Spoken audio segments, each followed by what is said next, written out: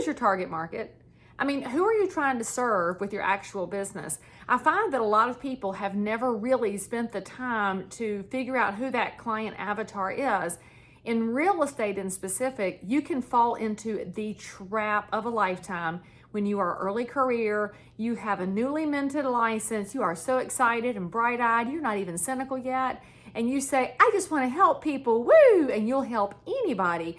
And that means you will help anybody anywhere with anything because you don't really know who it is you're trying to serve. And the funny thing about real estate is that it is so ubiquitous. I mean, it's everywhere. For some people, it's their business holdings. For some, it's their land they inherited from mom and dad.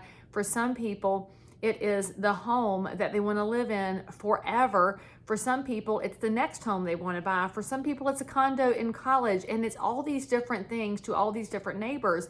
And while you think you can serve everybody, the reality is you can because you have that license handed to you by the state, but you need to answer whether or not you should.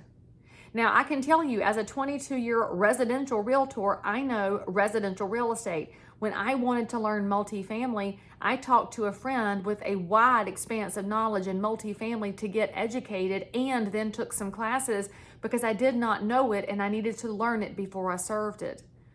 In fact, in our day-to-day businesses, it doesn't matter what business you're in, if you haven't really sat down and figured out that client avatar inside your specialty, you're really not going to be that good for anybody. Hate to lick all the red off your candy, friends, but you cannot be all things to all people no matter what the world says.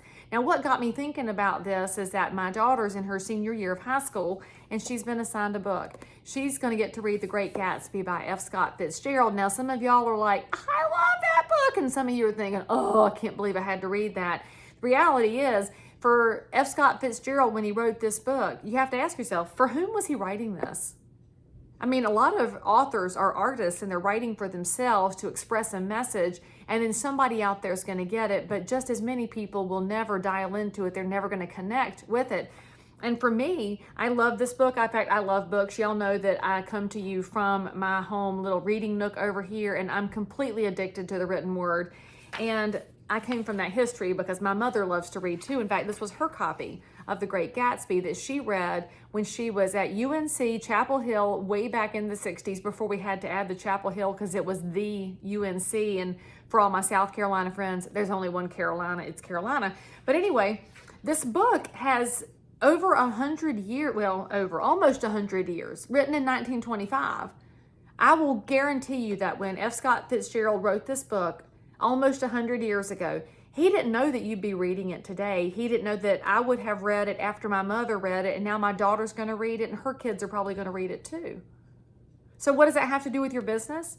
Friends, if you figure out who you're trying to serve and you bring a message to them from your heart and married with what's in your head, the reach that you have might be multi-generational.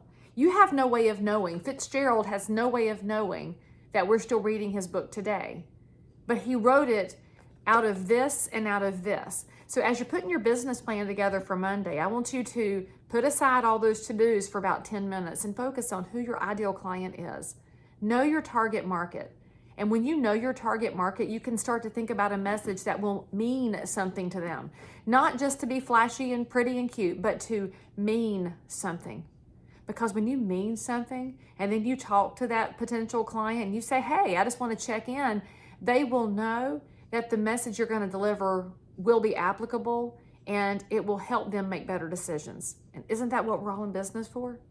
Think about that, go do your homework, and hey, why not pick this one up and read it again? Can't hurt.